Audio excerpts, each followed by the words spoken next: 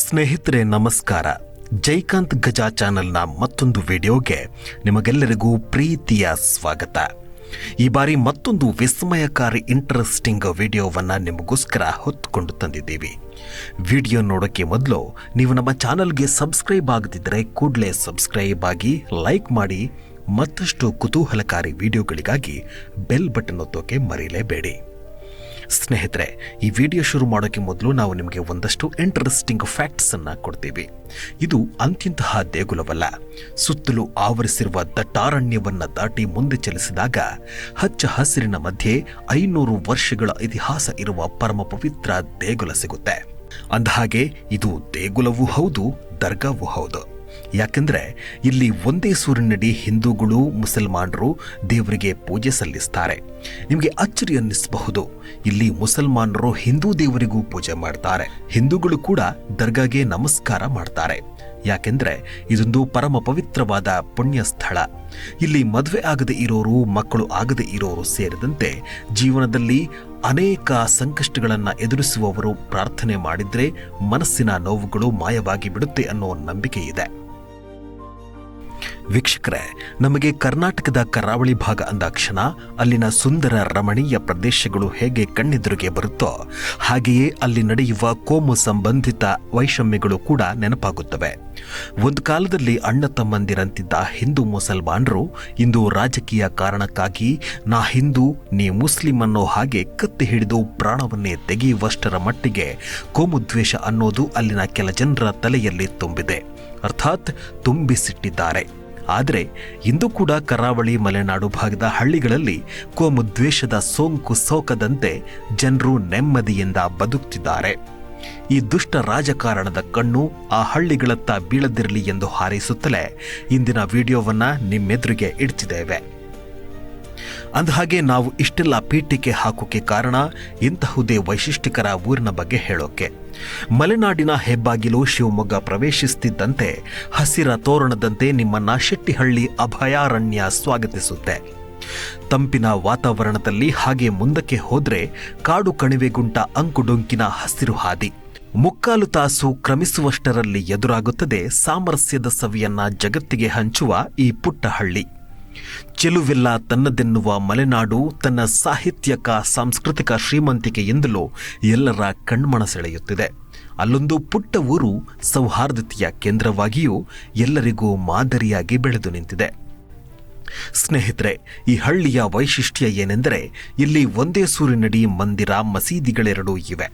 ದೇವಾಲಯ ಪ್ರವೇಶಿಸುತ್ತಿದ್ದಂತೆ ಇಕ್ಕೆಲಗಳಲ್ಲಿ ಭೂತರಾಯ, ಚೌಡೇಶ್ವರಿ ದೇವರು ಮುಖಾಮುಖಿಯಾಗಿ ನಿಂತಿದ್ದರೆ ಎದುರುಗಡೆ ಇರುವುದೇ ಸೈಯದ್ ಸಾದಾತ್ ದರ್ಗಾ. ಭಕ್ತರೇ ಅರ್ಚಕರಾಗಿ ಇಲ್ಲಿ ತಮ್ಮ ಇಷ್ಟದಂತೆ ಪೂಜೆ ಮಾಡಿ ಹಣ್ಣು ಕಾಯಿಗಳನ್ನು ಅರ್ಪಿಸಿ ಆರಾಧಿಸುವುದರ ಮೂಲಕ ಮನಸ್ಸಿಗೆ ನೆಮ್ಮದಿಯನ್ನ ಕಂಡುಕೊಳ್ಳುವುದೇ ಇಲ್ಲಿನ ವಿಶೇಷ.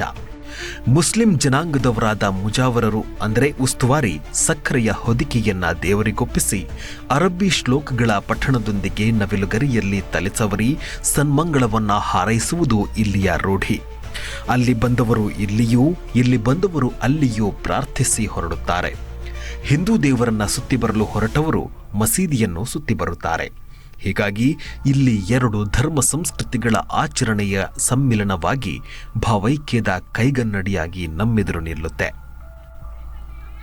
ಇಲ್ಲಿನ ಹಿನ್ನೆಲೆಯನ್ನ ಕೆದಕೋದಾದ್ರೆ ಅದೊಂದು ಕಾಲದಲ್ಲಿ ಶೆಟ್ಟಿಹಳ್ಳಿ ಅಭಯಾರಣ್ಯದ ಹೃದಯ ಭಾಗದಂತಿರುವ ಈ ಊರಿನ ಕೆರೆದಡದಲ್ಲಿ ಬಾಗ್ದಾದ್ ಸೂಫಿ ಸಂತರಾದ ಹಜ್ರತ್ ಸೈಯದ್ ಸಾದಾತ್ರು ಧ್ಯಾನಸ್ಥರಾಗಿದ್ದರು.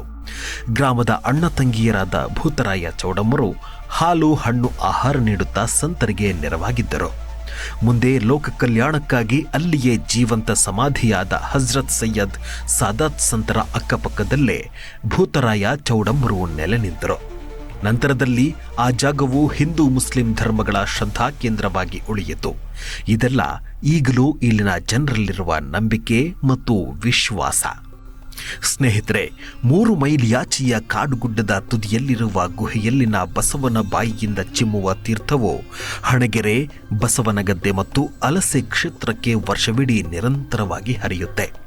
ವರ್ಷಕ್ಕೊಮ್ಮೆ ಗಂಧ ಉತ್ಸವ ಉರುಸನ್ನ ಹಿಂದೂ ಮುಸ್ಲಿಂ ಬಾಂಧವರೆಲ್ಲ ಜತೆ ಸೇರಿ ಶ್ರದ್ಧಾ ಮತ್ತು ವಿಜೃಂಭಣೆಯಿಂದ ಆಚರಿಸುತ್ತಾರೆ. ಅಂದು ಸುತ್ತಲಿನ ಭೂ ಒಡೆಯರಾಗಿದ್ದ ಬಸವನಗದ್ದೆಯ ಭಟ್ಟರ ಮನೆಯಲ್ಲಿ ಪೂಜೆ ಮಾಡುವ ಮೂಲಕವೇ ಗಂಧ ಉತ್ಸವಕ್ಕೆ ಚಾಲನೆ ನೀಡಲಾಗುತ್ತೆ. ಸ್ನೇಹಿತರೆ, ನಾವು ಹೇಳ್ತಿರೋ ಈ ಪುಣ್ಯಕ್ಷೇತ್ರ ಇರೋದು ತೀರ್ಥಹಳ್ಳಿ ತಾಲೂಕಿನ ಹಣಗೆರೆ ಎಂಬ ಪುಟ್ಟ ಹಳ್ಳಿಯಲ್ಲಿ. ಹಣಗೆರೆ ಕೇವಲ ಶಿವಮೊಗ್ಗಕ್ಕಷ್ಟೇ ಸೀಮಿತವಾಗಿದೆ. ನೆರೆಯ ಜಿಲ್ಲೆಗಳಾದ ದಾವಣಗೆರೆ, ಚಿತ್ರದುರ್ಗ, ಚಿಕ್ಕಮಗಳೂರು, ಉಡುಪಿ ಮತ್ತು ದಕ್ಷಿಣ ಕನ್ನಡ ಭಾಗಗಳಲ್ಲಿಯೂ ಸಾಕಷ್ಟು ಭಕ್ತರ ಸಂಖ್ಯೆಯನ್ನ ಹೊಂದಿದೆ. ಮಾತ್ರವಲ್ಲ, ದೂರದ ತುಮಕೂರು, ಬೆಂಗಳೂರು ಅಲ್ಲದೆ ತಮಿಳುನಾಡು, ಗೋವಾ ರಾಜ್ಯಗಳಿಂದಲೂ ಭಕ್ತರು ತಂಡೋಪತಂಡವಾಗಿ ಬಂದು ಪೂಜೆ ನೈವೇದ್ಯಗಳನ್ನು ಅರ್ಪಿಸಿ ಇಲ್ಲಿಯ ತಾಜಾ ಪರಿಸರದಲ್ಲಿಯೇ ಅಡಿಗೆ ಊಟ ಮುಗಿಸಿ ಹೊರಡುವುದೂ ಇದೆ. ನಿತ್ಯವೂ ಅಂದಾಜು 3,000ದಷ್ಟು ಜನ ಬಂದರೆ ಹುಣ್ಣಿಮೆ ಅಮಾವಾಸ್ಯೆಗಳಂದು 20,000 ಜನರು ಭೇಟಿ ನೀಡ್ತಾರೆ. ವಿವಾಹ ಯೋಗ, ಸಂತಾನ ಭಾಗ್ಯ ಸೇರಿದಂತೆ ಅನೇಕ ಹರಕೆಗಳನ್ನು ಹೊತ್ತುಕೊಂಡರೆ ಇಲ್ಲಿ ಮನಸ್ಸಿನ ಅಭಿಲಾಷೆಗಳು ಈಡೇರುತ್ತೆ ಅನ್ನೋ ನಂಬಿಕೆ ಇದೆ. ಹರಕೆ ಸಂಕಲ್ಪಗಳ ಸಂಕೇತವಾಗಿ ಪ್ರಾಂಗಣದಲ್ಲಿರುವ ಮರದ ಬುಡದಲ್ಲಿ ಮೂಳೆ ನೆಡುವುದು, ಬೀಗ ಜಡಿಯುವುದು, ತಾಯತ ತ್ರಿಶೂಲಗಳನ್ನು ಅರ್ಪಿಸಿ ಹರಕೆ ಹೊರುವ ಪದ್ಧತಿ ಇದೆ. ಮೋಸ ವಂಚನೆಗಳ ವಿರುದ್ಧ ಹೊಯ್ಲು ಹಾಕುವ ನಂಬಿಕಸ್ಥರಿಗೆ ನ್ಯಾಯ ಸಂದಾಯ ನೀಡುವ ಶಕ್ತಿ ದೇವರ ತಾಣವೂ ಹೌದು. ಸ್ನೇಹಿತರೆ, ಈ ಪವರ್ಫುಲ್ ಕ್ಷೇತ್ರಕ್ಕೆ ನೀವೇನಾದರೂ ಬರೋ ಪ್ಲಾನ್ ಮಾಡಿದ್ರೆ ನೀವು ಬೆಂಗಳೂರು, ಮೈಸೂರು ಅಥವಾ ರಾಜ್ಯದ ಯಾವ ಮೂಲೆಯಿಂದ ಬಂದರೂ ಶಿವಮೊಗ್ಗಕ್ಕೆ ಬಂದು ಅಲ್ಲಿಂದ ಸುಮಾರು 30 ಕಿಲೋಮೀಟರ್ ದೂರದಲ್ಲಿರುವ ಹಣಗೆರೆ ಗ್ರಾಮಕ್ಕೆ ಶೆಟ್ಟಿಹಳ್ಳಿ ವನ್ಯಜೀವಿ ಅಭಯಾರಣ್ಯವನ್ನು ದಾಟಿ ಬರಬೇಕು. ಒಂದೇ ನೆಲೆಯಲ್ಲಿ ಸುಮಾರು 500 ವರ್ಷ ಹಳೆಯದಾದ ಮಸೀದಿ ಮತ್ತು ದೇವಸ್ಥಾನವನ್ನು ನೋಡಲು ಮತ್ತು ತಮ್ಮ ಮನಸ್ಸಿನ ಅಭಿಲಾಷೆ ಈಡೇರಿಸಲು ಒಂದು ಸಲ ಇಲ್ಲಿಗೆ ಭೇಟಿ ನೀಡಿ. ವೀಕ್ಷಕರೇ, ಈ ವಿಡಿಯೋ ನಿಮಗೆ ಇಷ್ಟ ಆಗಿದೆ ಅಂದ್ಕೋತೀವಿ. ಇಂತಹ ಮತ್ತಷ್ಟು ಕುತೂಹಲಕಾರಿ ವಿಡಿಯೋಗಳಿಗಾಗಿ ನೀವು ನಮ್ಮ ಚಾನಲ್ಗೆ ಸಬ್ಸ್ಕ್ರೈಬ್ ಆಗಿ ಬೆಲ್ ಬಟನ್ ಒತ್ತಿ, ಜೊತೆಗೆ ಈ ವಿಡಿಯೋನ ನಿಮ್ಮ ಸ್ನೇಹಿತರಿಗೆ ಶೇರ್ ಮಾಡಿ.